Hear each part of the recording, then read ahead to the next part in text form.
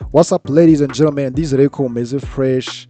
Nanone mbaye ikaze kuri igakweditinga. Uno munsi ngiye kwereka uko na creatinze ino freeze frame muri Adobe Premiere Pro. Anga nta plugin ndakoresha, just nuko ukuba ufite software yawe and then ukaba ufite na footage. Anga muri workflow yanjye nkuko urimo kwibona, iyi niyo clip mfite nakoresheje Lumix S5 and then iri kuri tripod nkuko urimo kwibona iri stable. So icyo ngiye gukora ngiye gupointinga cyangwa se ngiye kwadinga, ngiye gushyira mark aho nshaka gushyira freeze frame zanjye and then uko nishutinze n'uyu mu character uri kugenda ari guca muri iyi frame. Okay, so ngiye gukora rero, ndashaka kubanza nashyira mark cyangwa se point zaho freeze frame zanjye ziraza kuba ziri. Okay, so dutangira anga mu character ari kuza aza yinjira muri frame. Okay, ya mbere ndashaka ko iza kuba iri ahangaha. Okay, so ndaza kuhashyira mark. Okay, ndaza kuhakata and then inze ya kabiri already nze kuyipointinga ahangaha already ari mu kirere and then gatatu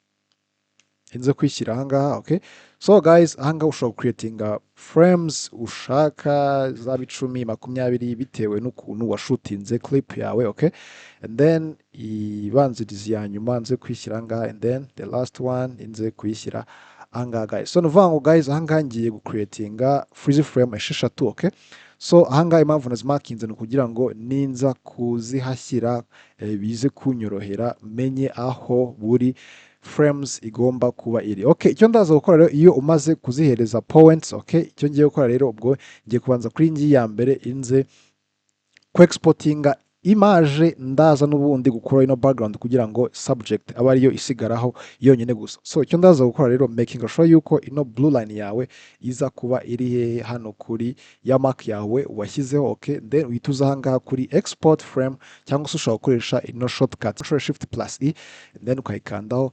Then format guys igomba kuba iri JPEG and then nkaza ku browsinga aho clip zanjye cyangwa se nkaza ku browsinga aho nshaka ko ano mafoto nya savinga and then haza gukanda okay guys.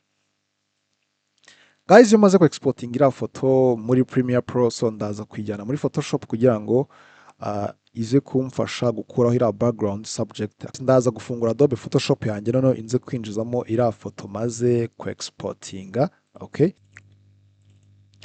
so ready guys, nkimara kwishyira muri Adobe Photoshop, so nuko nguko iraza gufunguka. Then icyo ngiye gukora, ngiye guselectinga ino subject yanjye. Okay, so buryo bwa mbere ngiye gukoresha manual. Okay, and then ndaza gukoresha ino pencil iri hano. Okay, noneho inze guselectinga ino subject. So first ndabanza making sure ko ino fill ni stroke bigomba kuba biri disable cyangwa se bifunze. Noneho inze guselectinga ino subject yanjye guys, kuko hano twari turi outdoor hanze ku izuba n'igicucu, biba byiza guys iyo ugiselectinze kugira ngo ibintu bize kuba biri realistic.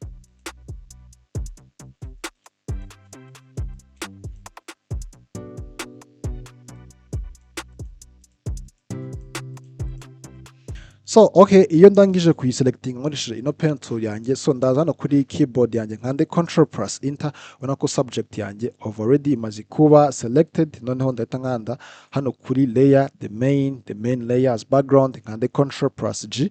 Noneho still iyi layer ndahita nyidisablinga kugira ngo mbe nze gusigarana subject yanjye yonyine gusa. So icyo ndaza gukora guys, ndaza kuyisavinga gutya iri PNG. Okay, nta background iriho guys. Icyo ugomba wirinda yuko ino subject yawe cyangwa se uno mu character wawe wamuhindura ukamujyana ku yindi side. Okay, biba byiza yuko umurekeye aho yarari. So ndaza hano kuri file inze kuyisavinga kuri save as copy.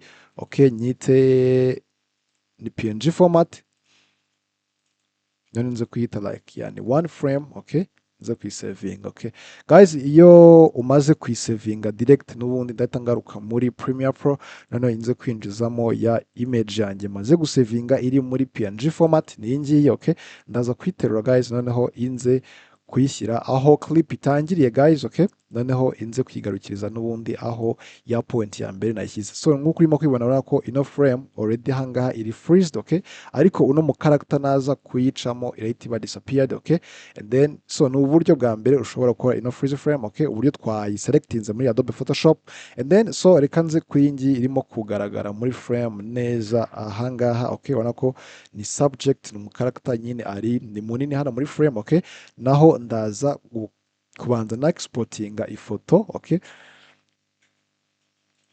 still n'ubundi nkimara ku exportinga n'ubundi nyizane muri Photoshop, okay, kugira ngo nze kwikuraho background. Uburyo bwa mbere nabanje kubereka no kuyiselectinga manually nkoresheje pen tool, okay, so ubundi buryo bwa kabiri guys, okay, nkuko urimo kwibona ifoto already yamaze kugeramo, ngiye gukoresha ino quick selection tool, okay, so ndaza kuyikandaho and then inzanga kuri select subject. Ahangaha bitwara amasegonda make kugira ngo subject yawe already ibe yabaye selected. Nkuko urimo kwibona already hano ngaha yarangiye, ariko uza ukamakinga sure yuko yose iri selected neza, okay, and then ni shadow guys nkuko nababwiye nayo ndaza kuyiselectinga kugira ngo ibintu bize kuba biri realistic, okay, ndatanza gukanda Ctrl+G no kwiduplicatinga kugira ngo nze gusigarana subject yanjye yonyine gusa, okay, nkuko urimo kwibona, and then so inze kwisavinga n'ubundi mu buryo bwa PNG format kugira ngo ize kuba iri transparent, okay, nayo ndayita iyi ngiyi ni frame ya gatanu maybe, yes, niyo nafashe, okay, nze gukanda okay, and then guys mite ngaruka muri Premiere Pro inze kwishyiraho noneho ndebe uko biza kuba bimeze. Still n'ubundi guys uyishyira hano hejuru y'iyi clip, okay, ariko ukamakinga sure yuko iri aho itangiriye ari naho video itangiriye, then ukaza kuyirangiriza aho n'ubundi ya frame yawe wagize ute, yes, why marking, okay, kuko subject niza kuyipasinga through on it irahita iba disappeared. So guys noneho reka nze guselectinga n'izi ngizi zisigaye kugira ngo tuze kuba twagetinga final result.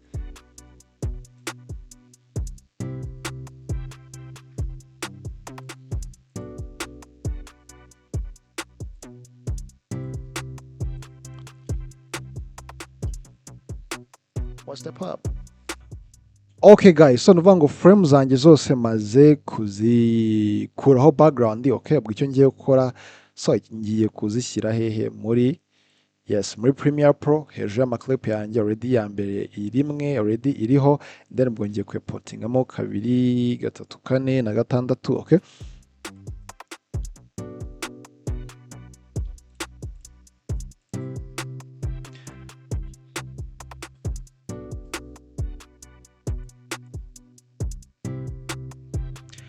Alright, so nkuko urimo kwibona ko freeze frame zanjye guys zose ziri mu mwanya wazo, okay, ubwo icyo ngiye gukora ubwo ngiye guplayinga kugira ngo nze kubona how the result looks like.